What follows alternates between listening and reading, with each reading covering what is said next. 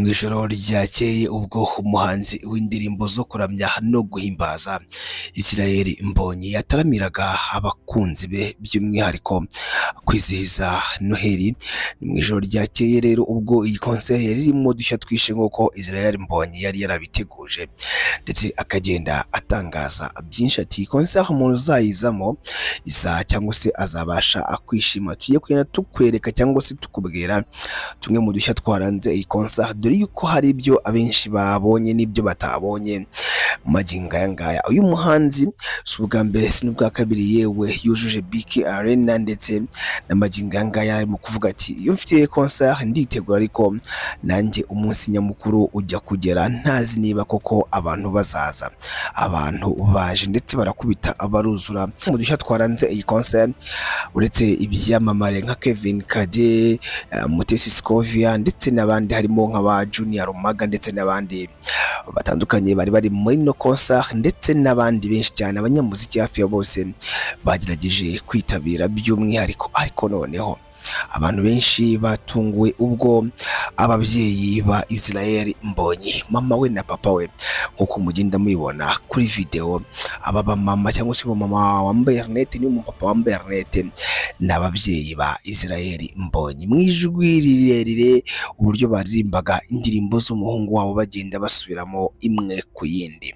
Niho abantu baje kuvuga bati wow, bati ibintu koko ni byiza, nta kiza nko kubona warabyaye umwana ukorera Imana.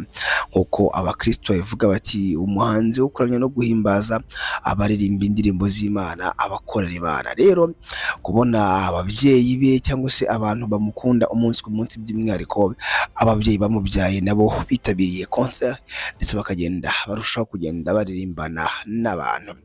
Rero mu tundi dushya twaranze iyi concert ni umunyamakuru Mutesi Scovia.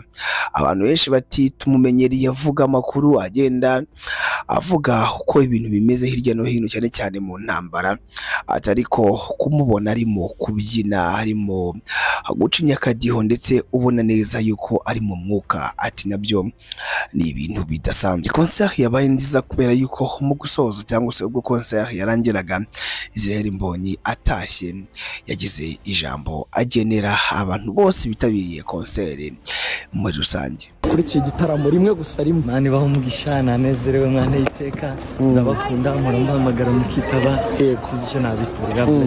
So very much. Thank you, bye. Ngira ngo rero muramwumvishe ni Israel Mbonyi arimo kugenda avuga ati mwakoze ndetse Imana ibahe umugisha. Iyi ngiyi ni YouTube channel yacu kandi yanyu yitwa Tahatibu Word. Na agace twita Tahatibu update batwigeza mu kora bagicishikana muri showbiz by'umwihariko no muri sport. Genda udukurikira ku mbuga nkoranyambaga zacu zitwa Tahatibu TV, Instagram, TikTok na Facebook zitwa Tahatibu TV. Nge nitwa N Yusuf, duhure muri comment.